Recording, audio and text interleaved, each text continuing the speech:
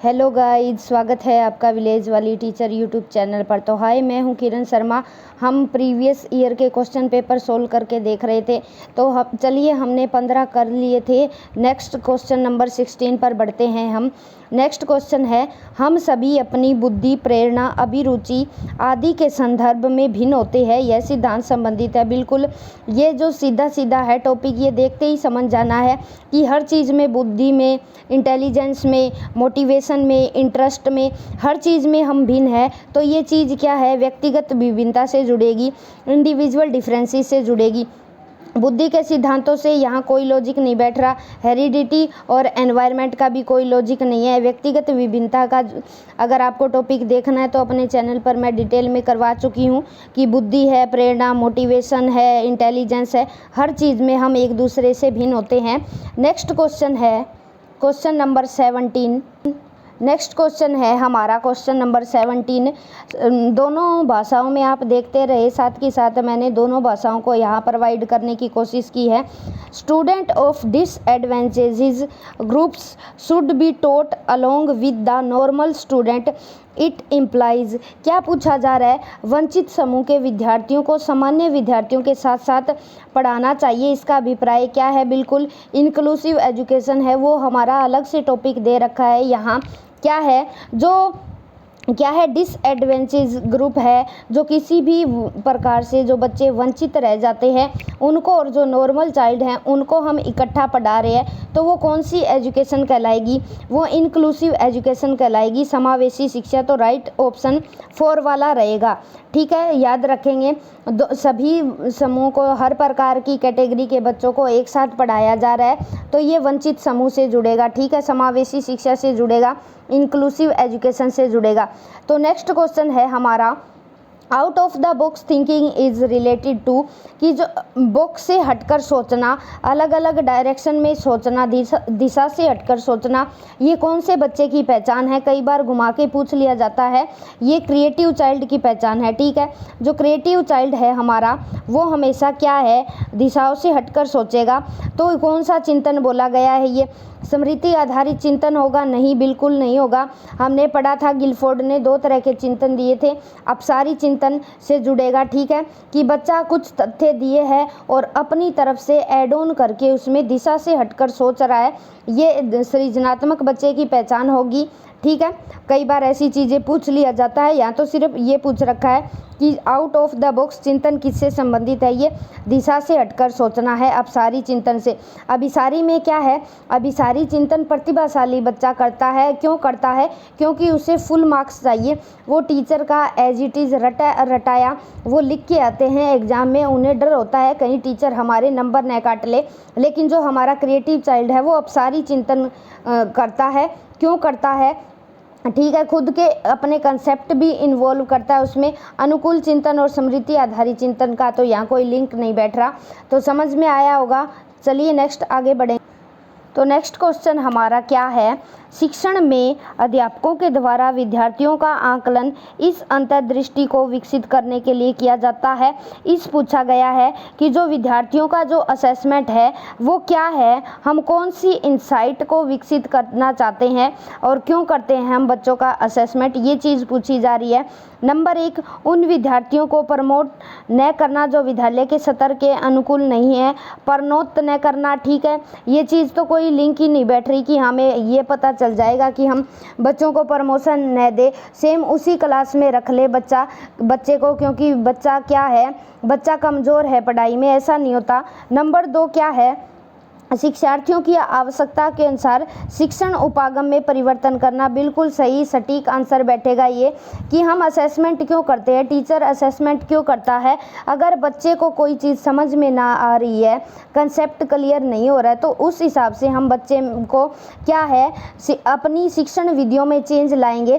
कि अगर बच्चे को लेक्चर मेथड समझ में नहीं आ रहा है, एक्टिविटी बेस्ड कराएंगे। अलग अलग एक्टिविटी है, संश्लेषण विधि है, व्याख्यान विधि। जरूरी नहीं है कि कि सिर्फ हम लेक्चर मेथड से ही बच्चे को कंसेप्ट क्लियर करवाएं। तो हमें क्या है, अपनी शिक्षण विधि में चेंज करना होगा। इसलिए हम विद्यार्थियों का असेसमेंट करते हैं। कक्षा में प्रतिभाशाली तथा कमज़ोर शिक्षार्थियों के समूह बनाना, ये तो बिल्कुल नहीं हो सकता कि ब्राइट और वीक स्टूडेंट है उनका क्या है हम अलग से ग्रुप बना दिए, इससे तो बच्चों में हीन भावना आ जाएगी। नंबर 4 क्या है, उन विद्यार्थियों की पहचान करना जिन्हें उच्चतर कक्षा में प्रमोट करना है, ये भी बिल्कुल नहीं होगा।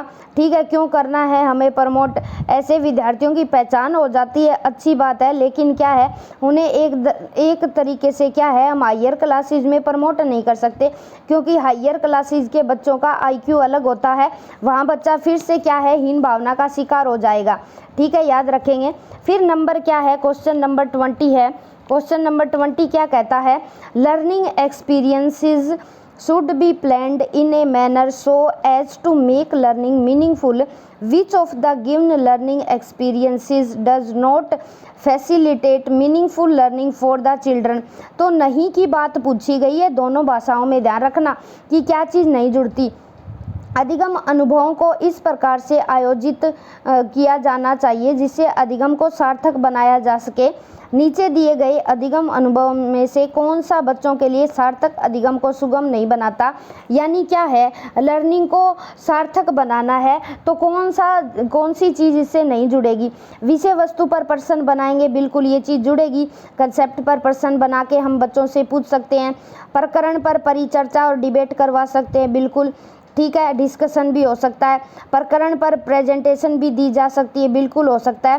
क्या नहीं करेंगे हम, विषय वस्तु की केवल याद करने के आधार पर रिपीटेशन नहीं करवा रहे हम। ठीक है, बार बार दोहराई करवाई जाती है, टेस्ट लिए जाते हैं कि बच्चा क्या है उस विषय वस्तु को रट ले, ये हमारा मोटिव नहीं है सार्थक अधिगम का। ठीक है, नहीं पूछा गया तो नहीं, ये चीज़ होगा। ऑप्शन नंबर 4 राइट रहेगा हमारा। ठीक है, नेक्स्ट क्वेश्चन नंबर 21 है, हम आगे बढ़ेंगे। बच्चों को शाब्दिक या गैर शाब्दिक दंड देने का परिणाम होता है। अगर बच्चों को क्या है हम फिजिकली या मेंटली रूप से क्या है पनिशमेंट दे रहे हैं तो इसका परिणाम क्या होगा, बच्चों की छवि की सुरक्षा करना बिल्कुल नहीं होगा कि बच्चे की जो इमेज है उसको सुधार रहे हैं हम, उनके अंकों में सुधार करना। क्या ज़रूरी है कि बच्चों को हम गालियाँ दें या पनिशमेंट दें कि बच्चे के अंकों में सुधार हो जाए, बिल्कुल नहीं होगा। ठीक है, ऐसा हम मानते हैं कि बच्चे को पनिशमेंट देते हैं ना तो बच्चे सुधार कर लेंगे, ज़रूरी नहीं है, ऐसा बिल्कुल भी ज़रूरी नहीं है। अगर बार बार बच्चे को पनिशमेंट दी जा रही है तो वो बच्चे और ढीठ होते जाएंगे और एक समय ऐसा आएगा कि वो बिल्कुल भी पढ़ाई के प्रति ध्यान नहीं देंगे। ठीक है, तो शाब्दिक और गैर शाब्दिक दोनों ही दंड न दिए जाए। क्या है इससे क्या होगा, उनके स्वयं के प्रति अवधारणा को नष्ट कर देगी। ठीक है, कि बच्चे की जो खुद की जो सेल्फ कंसेप्ट है ना, ठीक है, वो चीज़ खत्म हो जाएगी बच्चे के प्रति, खुद के प्रति। उन्हें कार्य के लिए प्रेरित करना, ठीक है, तो कार्य के लिए प्रेरित करना है तो ज़रूरी नहीं कि बच्चे को हम पनिशमेंट दें। ठीक है, मोटिवेशन देना चाहिए, रिइंफोर्समेंट दिया जाना चाहिए ताकि बच्चे की जो इमेज है खुद की वो नष्ट ना हो सके। इस बात का ध्यान रखना। NCF है हमारा, NCF है वो भी मना करता है कि बच्चे को किसी भी तरह से दंड नहीं दिया जाना चाहिए, ना तो शाब्दिक और ना शारीरिक। ठीक है, शारीरिक और मानसिक दोनों ही दंड क्या है अपराध है, नहीं दिए जाने चाहिए बच्चे को। नेक्स्ट क्वेश्चन है हमारा, अध्यापिका ने एक कमेटी के प्रधान को सभापति के स्थान पर सभा अध्यक्ष लिखा। यह संकेत करता है कि अध्यापिका भाषा पर अच्छा अधिकार रखती है। ये तो कॉमन सा ऑब्जेक्टिव हो जाता है कि भाषा अच्छी है इसलिए सभा अध्यक्ष लिखा। एक लिंग मुक्त भाषा का प्रयोग करिए, बिल्कुल ये सामाजिक एक लिंग संरचना के रूप में वहाँ इस चैप्टर से जुड़ती है ये चीज़ें। लिंग पूर्वाग्रह से ग्रस्त है, अगर जेंडर बायस से ग्रसित होती तो वो क्या है सभापति ही लिखती। ठीक है, सभापति लिखती, लेकिन वो सभा अध्यक्ष लिखा है उसने, तो अध्यक्ष में यहाँ शो नहीं हो रहा कि जो सभा का जो अध्यक्ष है वो मेल है या फीमेल है, तो इसलिए वो एक टोटली लिंग मुक्त भाषा का प्रयोग कर रही है। बिल्कुल राइट ऑप्शन 2 वाला रहेगा। एक अधिक उपयुक्त पारिभाषिक शब्द का पालन करती है, ये तो बिल्कुल छोटे लेवल की चीज़ें हो गई यहाँ। ठीक है, तो सभा अध्यक्ष लिखा है तो उसने क्या है जेंडर बेस के आधार पर कोई ऐसी एक्टिविटी नहीं की, जेंडर बायस से ग्रसित नहीं होगा। ठीक है, सभा अध्यक्ष, कई बार ऐसे घुमा के क्वेश्चन पूछे जाते हैं। नेक्स्ट आगे बढ़े। नेक्स्ट है क्वेश्चन नंबर हमारा 23, continuous and comprehensive evaluation is essential for, कि जो हम सतत एवं व्यापक मूल्यांकन करते हैं वो क्यों आवश्यक है, किस लिए आवश्यक है। शिक्षा बोर्ड की जवाबदेही कम करने के लिए कि जवाब नहीं देना पड़ेगा, हमने बच्चों का असेसमेंट कर लिया कि बच्चे को इतनी चीज़ें आती है इतनी नहीं आती, कि बोर्ड को हम की जो जवाबदेही है वो कम हो जाएगी, बिल्कुल नहीं, ये तो कोई लॉजिक ही नहीं बैठ रहा। जल्दी जल्दी की जाने वाली गलतियों की तुलना में कम अंतराल पर की जाने वाली गलतियों को सुधारना। क्या है कि अगर हम कंटिन्यूसली और क्या है व्यापक तौर पर मूल्यांकन करते हैं कि बच्चे जो जल्दी जल्दी सेम गलतियां करते हैं ना, वो एक टाइम ऐसे आएगा कि कम अंतराल के बाद पर बच्चे वो गलतियां करेंगे ताकि उनको हम सुधार सकें। ये क्या लॉजिक है, तुकी नहीं बैठ रहा है ये तो। यह समझने के लिए कि अधिगम का किस प्रकार अवलोकन किया जाता है, दर्ज किया जाता है, वह सुधार किया जाता है, बिल्कुल इसीलिए करते हैं कि अधिगम की ऑब्जर्वेशन कैसे हुई है, उसको रिकॉर्ड कैसे किया गया है और किस तरह हम उसमें चेंज ला सकते हैं कि बच्चे के जो लर्निंग आउटकम है वो अच्छे आए। ठीक है, शिक्षण के साथ परीक्षण का तालमेल बिठाने के लिए ये तो एक कॉमन ही बात होगी। ठीक है कि परीक्षण का तालमेल बिठाना है इसलिए हम ये कर रहे हैं, ये ऐसा नहीं होगा। ठीक है, तो राइट ऑप्शन इसका 3 वाला रहेगा कि CCE हम इसलिए करते हैं। अगर फुल डिटेल में अगर आपको वीडियो देखनी है तो अपने चैनल पर जाके आप देख सकते हैं, CCE वहाँ मैंने पूरा करवा रखा है। नेक्स्ट क्वेश्चन है 24, आगे बढ़ेंगे हम। लॉरेंस कोलबर्ग के सिद्धांत में कौन सा सतर नैतिकता की अनुपस्थिति को सही अर्थ में सूचित करता है, कि कौन सी स्टेज है कि बच्चे में कहाँ है नैतिकता नहीं पाई जाती। तो पहली जो स्टेज है बच्चे की सतर पूछा गया है, पहली सतर पर बच्चे में क्या है नैतिकता नहीं होती। बच्चा दंड और आज्ञा पालन के डर से वहाँ नैतिकता का पालन करता है कि अगर मैंने ऐसा नहीं किया तो मुझे दंड दिया जाएगा। ठीक है, अगर अच्छा काम करता है तो बच्चों को वहाँ प्रेज मिलती है, प्रशंसा मिलती है, नहीं करता तो दंड मिलता है। तो बिल्कुल इसमें अनुपस्थिति पाई जाती है, बच्चे को नहीं पता होता यहाँ की नैतिकता क्या है और अनैतिकता क्या है। लॉरेंस कोलबर्ग के पहले लेवल की बात करें तो हम अगर स्टेज पूछी जाए तो पहली स्टेज और दूसरी स्टेज दोनों शामिल होगी यहाँ स्टेज। ठीक है, स्टेज में क्या है पहली और दूसरी स्टेज जुड़ेगी जहाँ बच्चा बिल्कुल अनजान है नैतिकता के बारे में।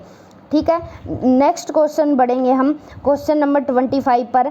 निम्नलिखित में से कौन सा बच्चे के समाजीकरण के प्रगतिशील मॉडल के संदर्भ में नहीं है। पहले ही ये चीज़ें करके रखना, नहीं पूछी जा रही है या है पूछी जा रही है। क्या है, बच्चे विद्यालय में बताई गई बातों को स्वीकार करते हैं चाहे उनकी सामाजिक पृष्ठभूमि कुछ भी हो। ये हो सकता है कक्षा में प्रजातंत्र के लिए स्थान होना चाहिए ही नहीं होता है, ये ठीक है। ठीक है, समाजीकरण सामाजिक नियमों का अधिग्रहण है। क्या है समाजीकरण, क्या है बच्चों को सामाजिक नियम सिखाए जाते हैं, वहाँ अधिग्रहण करवाए जाते हैं। समूह कार्य में सक्रिय सहभागिता तथा सामाजिक कौशलों को सिखाया जाता है। बिल्कुल क्या होता है कि बच्चे क्या है एक्टिव लर्नर रह के सीखे, सामाजिक स्किल में भाग ले। लेकिन क्या है बच्चे विद्यालय में बताई गई बातों को स्वीकार करते हैं, बिल्कुल नहीं। सारी बातें क्यों एक्सेप्ट करेंगे, क्यों? बच्चा अलग अलग कल्चर का है, बच्चा अलग धर्म से आ रहा है, बच्चे का नेबरहुड अलग है, तो ज़रूरी नहीं कि सारी बातें बता दी बच्चा उनको डिट्टो कॉपी करेगा। तो ये चीज़ यहाँ उचित नहीं बैठ रही। बाकी क्या है प्रजातंत्र के लिए स्थान होता है, डेमोक्रेसी पाई जाती है क्लासरूम में और सामाजिक नियम सिखाए जाते हैं, सोशल रूल्स सिखाए जाते हैं SST में। ठीक है, EVS में याद रखना। और एक्टिव सहभागिता तो होती है, सामाजिक कौशलों को सिखाया जाता है। आगे नेक्स्ट है, अध्यापिका ने ध्यान दिया कि पुष्पा अपने आप किसी एक समस्या का समाधान नहीं कर सकती। क्या पूछा जा रहा है कि जो कोई पुष्पा नाम की लड़की है वो अपने आप किसी समस्या का समाधान नहीं कर सकती, फिर भी वह एक वयस्क या साथी के मार्गदर्शन की उपस्थिति में ऐसा करती है। इस मार्गदर्शन को क्या कहते हैं। ये सिद्धांत जुड़ता है वाइगोत्स्की के सिद्धांत से जुड़ता है, लेकिन जो सीटेट ने आंसर की जारी की थी उन्होंने पता नहीं बाय मिस्टेक ये आंसर कर दिया था। क्या सहारा देना तो एक कॉमन बात हो गई, वैसे हम मान सकते हैं, लेकिन सीटेट ने यही स्टिक आंसर माना है। क्यों माना है इसका रीज़न पता नहीं है, लेकिन अगर उसने ये चीज़ पूछी होती ना, यहाँ वाइगोत्स्की का जिक्र नहीं किया गया। ठीक है। मेरे हिसाब से मुझे उचित लगता है कि जो ZPD है, ZPD इन्होंने, मैं भी आंसर यही करके आई थी, लेकिन क्या है उन्होंने सीटेट की जो आंसर की जारी हुई थी उन्होंने सहारा देना आंसर माना था, इसलिए हम यही पढ़ेंगे। क्यों पढ़ेंगे हम इसको, उचित आंसर क्यों ठहराएंगे, क्योंकि यहाँ दे नहीं रखा कि वाइगोत्स्की के सिद्धांत के अकॉर्डिंग बताइए कि ऐसे ऐसे अध्यापिका क्या है पुष्पा की हेल्प कर रही है, तो बताइए वाइगोत्स्की के सिद्धांत से क्या चीज़ सही होगी। मेरे हिसाब से इसलिए सही माना है, लेकिन होना ये चाहिए इसका आंसर, लेकिन सीटेट ने ये माना है तो हम यही मानेंगे, ठीक है। अपने हिसाब से आंसर चेंज नहीं करेंगे, क्योंकि यहाँ वाइगोत्स्की का वर्णन नहीं किया गया, जिक्र नहीं आया है यहाँ कहीं। नेक्स्ट आगे बढ़ेंगे। नेक्स्ट क्वेश्चन है question number 27। Which one out of the following provides information about the roles and behaviors which are acceptable in a group during early childhood period। क्या पूछा जा रहा है, निम्नलिखित में से कौन प्रारंभिक बाल्यावस्था अवधि के दौरान उन भूमिकाओं एवं व्यवहारों के बारे में जानकारी प्रदान करते हैं जो एक समूह में स्वीकार्य है। क्या है, प्रारंभिक बाल्यावस्था की बात की जा रही है, अर्ली चाइल्डहुड की बात की जा रही है यहाँ, तो क्या है सबसे ज़्यादा रोल्स और व्यवहार कौन सिखाएंगे सबसे ज़्यादा, तो बच्चा क्या है अभी अभी समाज में जन्म लिया है बच्चे ने, तो सबसे ज़्यादा जो भूमिका है माता पिता और भाई बहन की है, ठीक है। प्रारंभिक बाल्यावस्था की बात की गई है यहाँ, यानी शैशवावस्था के बाद अभी स्टार्टिंग ही है, बच्चे ने बाल्यावस्था की दहलीज पर क्या है अभी अभी कदम ही रखा है। इसके हिसाब से माता पिता और जो सिबलिंग है उनका रोल इम्पोर्टेंट रहने वाला है, यहाँ याद रखिएगा। फिर आगे है क्वेश्चन नंबर 28। निम्नलिखित में से कौन सा आयु समूह परवर्ती बाल्यावस्था श्रेणी के अंतर्गत आता है। परवर्ती क्या होती है, लेटर यानी उत्तर बाल्यावस्था जो बाद में आती है। 6 से 11 वर्ष इसकी एज मानी गई है अकॉर्डिंग टू सीटेट, ठीक है। सीटेट की आंसर की में यही मानी गई थी, लगभग कई जगह 6 से 12 साल भी दिखाती है कई बुक, लेकिन आंसर के हिसाब से ऑप्शन के हिसाब से जाएंगे यहाँ हम। 6 से 12 साल तो कहीं दे ही नहीं रखा, तो 6 से 11 वर्ष माना है इन्होंने, तो यही आंसर क्या है परवर्ती।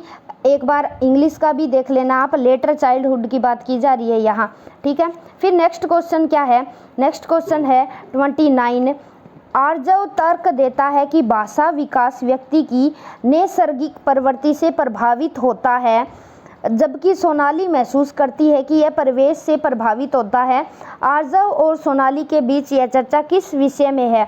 क्या है, कोई तो बोलता है कि व्यक्ति की नैसर्गिक यानी नैसर्गिक होता है हेरिडिटी या जन्मजात है बच्चे का, क्या है कि बच्चा जन्म से पैदा हुआ तो वो भाषा लेके आता है, लेकिन सोनाली महसूस क्या करती है कि बच्चा एनवायरनमेंट में रहकर भाषा सीखता है। तो दोनों के बीच यह चर्चा किस विषय में है, बिल्कुल ये तो सीधा सीधा हलवा क्वेश्चन है, नेचर एंड नर्चर डिबेट हो रही है यहाँ। कोई हेरिडिटी को रेफरेंस दे रहा है और कोई एनवायरनमेंट को रेफरेंस दे रहा है, बिल्कुल ये तो सीधा सिंपल है, इसको देखने की ज़रूरत नहीं है। बाकी चुनौतीपूर्ण और ये तो कहीं भी तुक ही नहीं बैठ रहा इनका। तो चलिए नेक्स्ट क्वेश्चन है, आज की क्लास का लास्ट क्वेश्चन है, 30 क्वेश्चन है। विद्यार्थियों को स्वच्छता के लिए प्रेरित करने हेतु उन्हें स्वच्छता समिति का सदस्य बनाना प्रतिबिंबित करता है। क्या है कि बच्चे को हमें क्लीनिंगनेस के लिए क्या है एक कमेटी बनाई हमने, तो क्या है सबसे क्या चीज़ प्रतिबिंबित करता है इसमें, प्रेरणा का व्यवहारवादी उपागम, मानवतावादी या संज्ञानात्मक उपागम, इनका तो कोई तुक ही नहीं बैठ रहा। तो क्या है समिति का सदस्य बनाया जा रहा है, तो समिति का सदस्य होगा वो सामाजिक प्राणी है, तो प्रेरणा की सामाजिक सांस्कृतिक संकल्पनाओं से जुड़ेगी, ये चीज़ याद रखना। Socio culture conceptions of motivation, क्योंकि विद्यार्थियों को स्वच्छता के लिए प्रेरित करना है और इस हिसाब से जो कमेटी बनाई है उसका सदस्य बना दिया गया, एक समाज का हिस्सा बना दिया गया, और व्यवहारवादी, मानवतावादी और संज्ञानवादी उपागम से नहीं जुड़ता ये चीज़, ठीक है। ये अगर आपको देखना है प्रेरणा का व्यवहारवादी उपागम, मानवतावादी, संज्ञानवादी, मैं ये करवा चुकी हूँ, आप जाकर YouTube चैनल पर देख सकते हैं। जब हमने मोटिवेशन का चैप्टर किया था मैंने करवाई थी ये चीज़ें, ठीक है। तो bye bye, have a nice day guys. अगर आपको डाउट लगता है तो कमेंट सेक्शन में मेंशन कीजिएगा, ज़रूर आपके डाउट क्लियर किए जाएंगे। आई होप सभी की तैयारी है वो अच्छी चल रही होगी, और नेक्स्ट आने वाले रविवार को हो सकता है मैराथन लेके आए, आपको एक दिन पहले बता दिया जाएगा, अनाउंसमेंट कर दी जाएगी। Bye bye, have a nice day guys, take the screenshot.